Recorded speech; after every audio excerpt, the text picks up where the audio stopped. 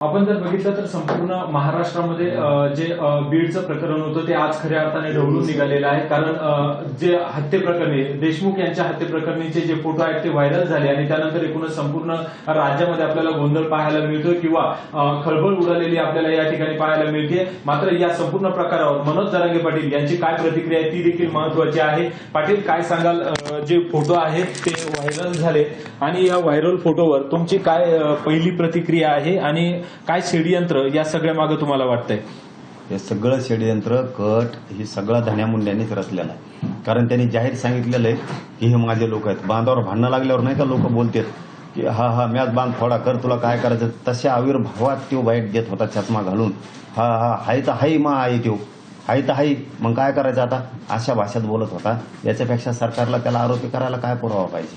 साधी कमेंट टाकली पोरांनी सोशल मीडियावर तर वर्ष जेल भोगलेत लोकांनी। तुम्हाला काय पुरावा पाहिजे? त्यांनी सांगितलं ना माझेच लोक आहेत म्हणून।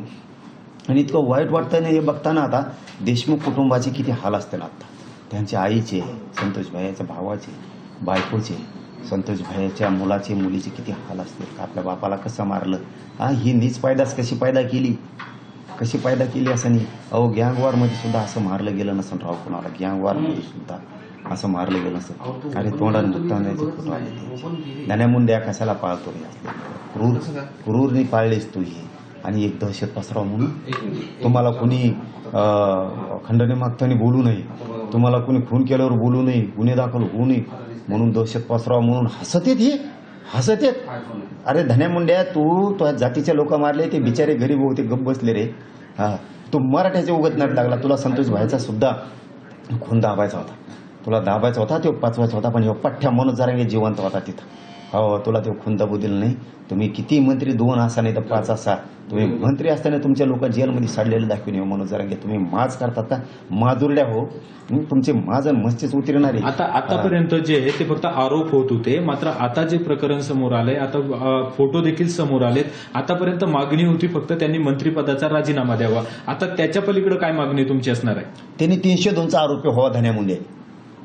त्यांनी पश्चाताप म्हणून त्यांनी 302चा आरोपी व्हावा, पश्चाताप म्हणून। त्याच्यात माणुसकी जिवंत असली आणि त्याच्यावर खरंच भगवान बाबाचे, संत महंत परमपूज्य भगवान बाबांचे जर त्याच्यावर संस्कार असतील, स्वर्गीय गोपीनाथ मुंडे साहेबाचे त्याच्यावर संस्कार असतील, पंडित अण्णा मुंडे साहेबाचे स्वर्गीय त्यांचे संस्कार असतील, तर तू मनाने राजीनामा दे आमदारकीपासून सगळा।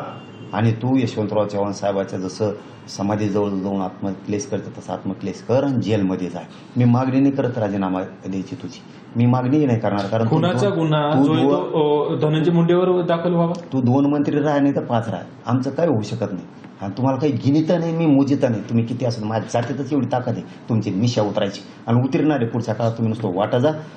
पुढच्या काळात तुम्ही शेतकऱ्याला त्रास द्या। तो हे गाड्याच्या कट आणतात लोकाला, गाड्याला आडी उभा राहतात, काही नाही केलं तरी दारू पिऊन शादीत आहेत, लोकांच्या मोटरी काढीत, तळ्यातल्या जमिनी बांध फोडीत, दादागिरी करतात, कारखान्याचे उचले आणतात, माघारी देत नाहीत पैसे। कसल्या गुंडगिऱ्या करतात? इथून पुढे नुसतं तुम्ही मराठ्याच्या वाटा जा, तुमची टोळी पुरी सडीतो जेलमध्ये। आणि मी तुला राजीनामा नाही मागत, आणि तुला आता मागितला आणि तू मनाने राजीनामा दे आता आमदारकीपासून सगळा। आणि याच्यावर 302 दाखल व्हायला पाहिजे। असला गुंड सांभाळू नका अजित दादा, तुम्हाला जाहीर सांगतो, असलं माजुरडं सांभाळू नका। फडणवीस साहेब, माजुरडं सांभाळू नका। लई क्रूर हत्या केली संतोष भाईची यांनी, तळपायाच्या मस्तकाला जाती। तुम्ही पाप डोक्यावर घेऊ नका फडणवीस साहेब आणि अजितदादा। तुमच्या आत्तापर्यंतच्या वयात आणि तुमच्या कळण्यात असली क्रूर हत्या झाली नसेल तोंडात मुतापर्यंत। तुमच्या घरात जर दोघांच्या असं झालं तुम्ही कसं वागणार? तुम्ही सोडू नका, तुम्हाला सांगतो, नाही तर तुम्हाला फळं भोगावं लागतील। आणि धन्या मुंड्या, तो या टोळीला तुम्हाला किडे पाडणार, लक्षात ठेव। आणि तू किती वाचायचा प्रयत्न कर, फक्त कचाट्यात येऊ दे तो ही टोळी। त्याची जर निशाणे उतरली ना तर मला मराठा नाव लावणार नाही। इथून पुढे मराठ्याचे वाटा जा, तुम्हाला जेलात एकाएकाला टाकू सोडितो आणि तुमचा नायनटच करतो। आणि मराठ्यांना राज्यातलं आव्हान आहे, जनतेला आव्हान आहे माझं आज आयदीन लोकमतच्या माध्यमातून। ह्या सगळेचे सगळे हे माजुरडे साले, यांना जवळ करू नका, तांबर पाणी सुद्धा पाजू नका। मराठ्यानो कडवट व्हा, कट्टार बना जरा। कोणचा महादर्श होता आपल्याला तांबवर पाणी देत नाही। आपले लेकरं बाळ जर हे तोंडात मुतू मारायला लागलेत तर ही पैदास इथून पुढे जवळ करू नका, तांब्यावर पाणी देऊ नका। मराठ्यांनो सावध व्हा, राजकारण करू नका, राजकीय छुपा अजेंडा राबवू नका सरकारचा। मंत्र्याला आमदाराला बी सांगतो, इतकी हरामखोर टोळी आहे धन्या मुंड्याची। आमच्या आंदोलनाच्या विरोधात जर कोणी बोलायला लागलं आमच्या जातीचं तर त्याला सपोर्ट करते. पण जे जे बोलतात ना त्यांना आजपासून सांगतो, तुम्ही ज्यावेळेस आमच्या विरोधात आणि आंदोलनाच्या विरोधात बोलता त्यावेळेस तुम्हाला सपोर्ट ही धन्या मुंड्याची टोळी करते. तुम्ही भारावून जाऊन बोलू नका. एक दिवस ही टोळी तुमच्यावर सुद्धा पलटणार आहे. मा शब्द ध्यानात ठेवा. तरी बी त्यांचा सपोर्ट घेऊन बोलाल तर धन्या मुंड्याची टोळी सपोर्ट करणाऱ्याचा हिशोब पुरा करणार आणि तुमचाही करणार मी एक दिवस. फक्त आंदोलन संपू द्या. मनोज जरांगे काय मराठा आंदोलनाच्या विरोधात माझ्या विरोधात बोलणाऱ्याला सांगतो आणि धन्या मुंड्याच्या टोळीलाही सांगतो, पाठबळ देता का अंधारातून? आणि तुम्ही वाफाड्यासारखं बोलतात तुम्ही सुद्धा. ही माधुरी टोळी जवळ करू नका. खाली बघा वाचून आडनावं काय आहेत. जातीच्या विरोधात जाऊ नका.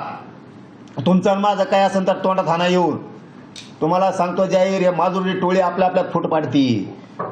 धन्या, तू वाईट कृत्य करून घेतलंस पैशासाठी पदासाठी, ध्यानात ठेव.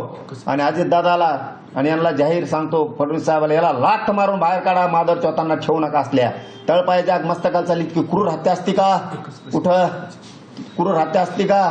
धन्या मुंड्या मोकळं ठेवू नका. 302 मध्ये टाका. 150 जण जर तुम्ही पुरवणी जॉबमध्ये सुद्धा 150 जण बसते ते पुरे घ्या. आता सोडू नका. नसता बेकार होईल. आज त्याच्या जातीला सुद्धा धनंजय मुंड्यामुळं त्याच्या जाती सुद्धा खाली मान घालून चालायची वेळ आली. त्यांच्या जाती सुद्धा खूप चांगले लोक आहेत. हा माधुरड्या हो, तुम्हाला नीटच करतोय. इथून पुढे वाटा जातो मी आता मराठीचं. आतापर्यंत जे होतं ते फक्त कल्पोकल्पित गप्पा होत्या. मात्र आता जे फोटो समोर आले यातून तुमचा सरळ आरोप धनंजय मुंडेवरतीच आहे. तेवच आहे ना, दुसरं कोण आहे त्याच्याशिवाय? त्यांनीच पाळलं याला. हे सरमाड्या का खारमाड्या कोण आहे त्याला पाळलं.